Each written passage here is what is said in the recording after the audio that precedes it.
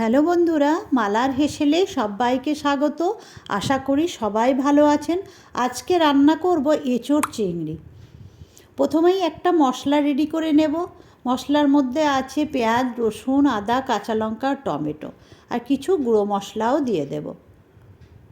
গুঁড়ো মশলার মধ্যে আছে জিরে, ধনে,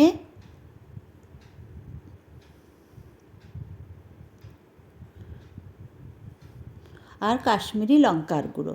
আমি শুকনো লঙ্কার গুঁড়ো দিলাম না, যেহেতু আমি কাঁচা লঙ্কা দিয়েছি। আর রান্নাটা করব সর্ষের তেলে। কড়াইতে সর্ষের তেল দিয়ে দিলাম, দিয়ে এবারে ফোড়নে দেবো গোটা জিরে, শুকনো লঙ্কা আর একটুখানি দারচিনি।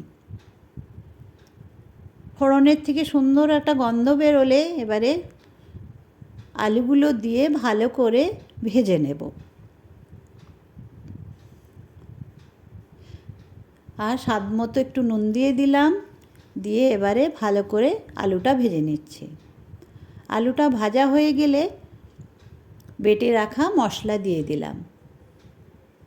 আর মশলার মধ্যে হলুদ দিতে ভুলে গেছিলাম, তাই এখন আমি হলুদ দিয়ে দিচ্ছি, হলুদ গুঁড়ো দিয়ে এবারে ভালো করে আলুর সাথে মশলাটা কষিয়ে নেব যতক্ষণ না মশলার থেকে তেল ছেড়ে আসছে।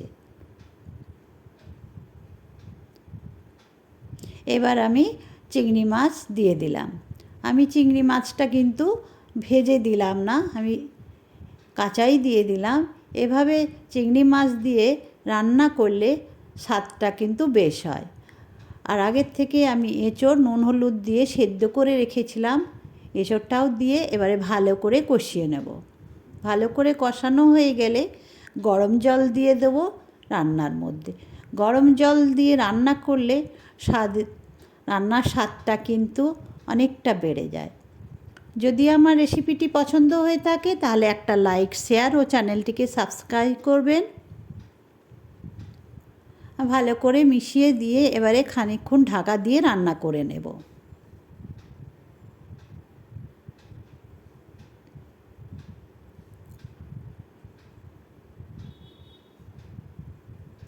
আমার এঁচোড় চিংড়িটা একদম রেডি হয়ে গেছে।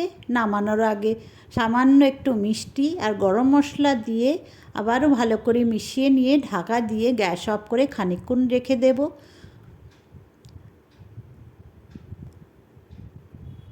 একটু পরে দেখাচ্ছি কেমন আমার এঁচোড় চিংড়ি দেখতে হয়েছে। অবশ্যই একটা কমেন্ট করবেন।